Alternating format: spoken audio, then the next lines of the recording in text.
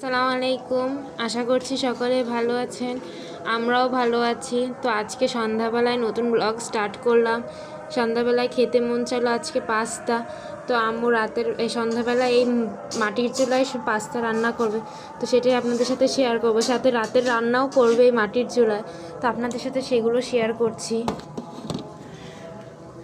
এই যে পাস্তা রান্না করার জন্য প্রথমে সয়াবিন তেল দিয়ে সেখানে পেঁয়াজ কুচি দেওয়া হলো, একটু ভেজে নেওয়া হচ্ছে।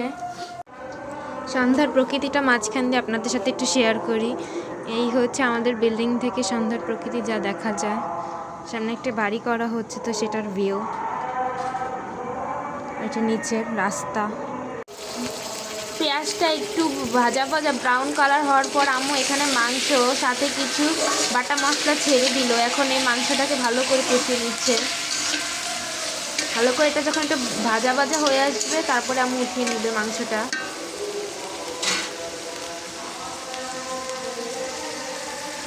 মাংসটা জাল করা হচ্ছে। এখন এতে লবণ দিচ্ছে আম্মু, পরিমাণ মতো লবণ দিয়ে নিল। এখন এতে কিছু কাঁচামরিচ দেওয়া হচ্ছে। কাঁচামরিচ দিয়ে এটাকে আবার ঠিক মতো নাড়া হচ্ছে।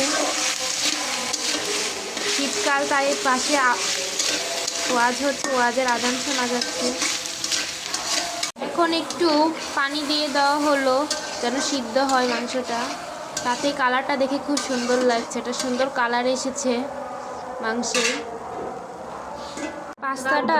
মাংসটা রান্না হতে হতে আপনাদের সাথে শেয়ার করি আজকে মাটির চুলা রাতের জন্য আর কী কী রান্না করা হবে। এখানে কেটে রেখেছে আম্মু লাউ আর আলু আর সিম। তো এইটা দিয়ে হচ্ছে আম্মু মাছের মাথা দিয়ে রান্না করবে।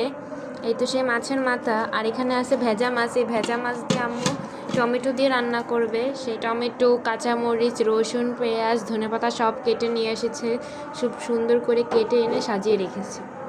তো এইগুলোই হচ্ছে আমাদের আজকে রাতের খাবার রান্না করা হবে। আর পাস্তাটা তো আপনাদের সাথে শেয়ারই করব। তো মাংসটা অলরেডি হয়ে আসতেছে, এখন পাস্তাটা আম্মু সিদ্ধ করে নেবে।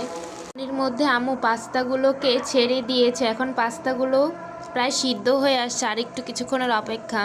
নুডলস আবার সিদ্ধ হতে বেশিক্ষণ টাইম লাগে না, কিন্তু পাস্তা সিদ্ধ হতে একটু টাইম লাগে, তাই পাস্তাটা ভালো করে সিদ্ধ হচ্ছে। এই তো পাস্তা সিদ্ধ হচ্ছে যে। এখন সেই মাংসটার মধ্যে সিদ্ধ করা পাস্তাগুলোকে ছেড়ে দেওয়া হলো, এখন নেড়ে দেওয়া হচ্ছে।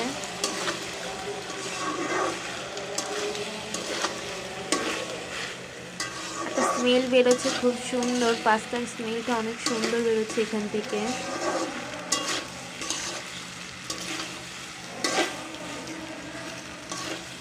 মাংসটার সাথে পাস্তাটাকে ভালো করে মিক্স করা হচ্ছে যেন মাংসের মশলাটা পাস্তার মধ্যে চলে আসতে পারে।